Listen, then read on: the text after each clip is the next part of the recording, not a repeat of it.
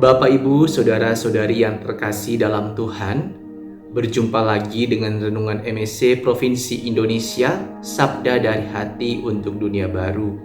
Hari ini tanggal 2 Agustus 2021. Saudara-saudari yang diberkati, dicintai, dan disayangi oleh Tuhan. Dalam bacaan pertama yang diambil dari kitab Bilangan bab 11 ayat 4b sampai 15, tertulis bahwa Musa berseru, "Aku seorang diri tidak dapat memikul tanggung jawab atas bangsa ini." Ia menambahkan, "Terlalu berat bagiku, lebih baik engkau membunuh aku saja." Musa merasa berat karena ia harus memimpin bangsa Israel menuju tanah terjanji Kanaan. Ini bukan sesuatu yang mudah, apalagi perjalanan yang harus dilewati adalah padang gurun, di mana bahan minuman dan makanan sangat sulit didapat. Dalam bacaan Injil yang diambil dari Matius bab 14 ayat 13-21, para murid Yesus juga menghadapi kesulitan yang kurang lebih sama dengan yang dihadapi oleh Musa. Karena mereka melihat orang banyak mengikuti Yesus, namun tidak memiliki makanan. Para murid meminta Tuhan Yesus agar menyuruh orang banyak itu untuk pergi karena hari sudah malam dan tentu saja pada saat itu makanan akan lebih sulit didapat. Tapi Tuhan Yesus berkata bahwa para muridlah yang harus memberi makan kepada orang banyak itu. Tuhan Yesus kemudian bertanya kepada mereka, "Apa yang kamu miliki?" Dan mereka menyerahkan kepada Tuhan Yesus 5 roti dan 2 ekor ikan. Ada kata yang menarik dalam Injil hari ini.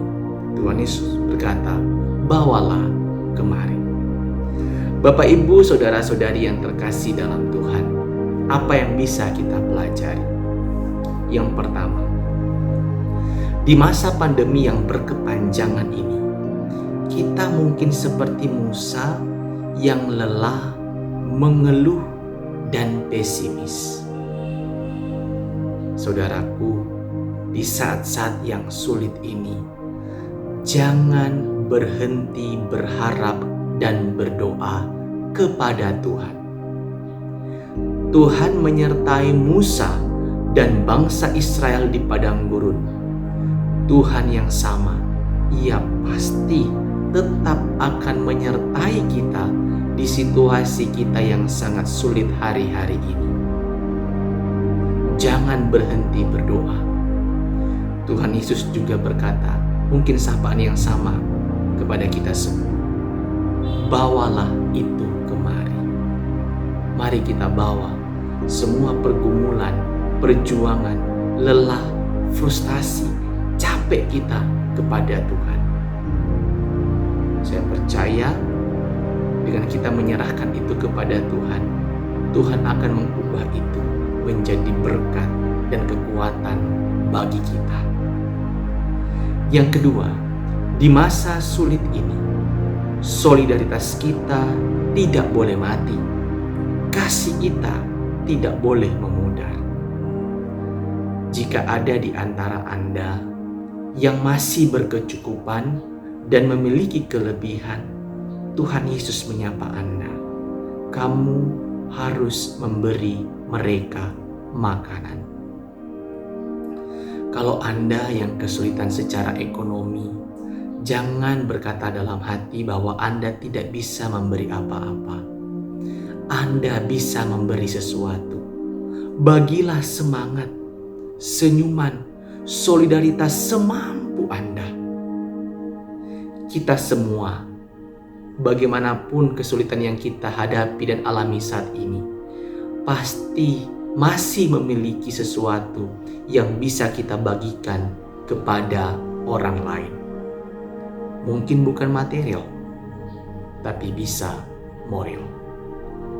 Di saat banyak orang sulit dan terhimpit karena pandemi ini, kita dipanggil oleh Tuhan untuk menjadi uluran kasih-Nya bagi orang-orang di sekitar kita.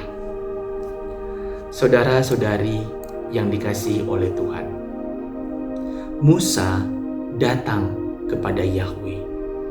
Para murid dan orang banyak datang kepada Yesus. Mari kita juga tetap datang kepada Tuhan, berharap dan berdoa kepadanya. Namun di saat yang sama, di situasi yang sulit ini, Tuhan juga memakai kita untuk menjadi saluran kasih-Nya bagi banyak orang. Semoga bacaan-bacaan hari ini dan renungan ini menguatkan dan memberkati Anda sekalian. Tuhan Yesus memberkati.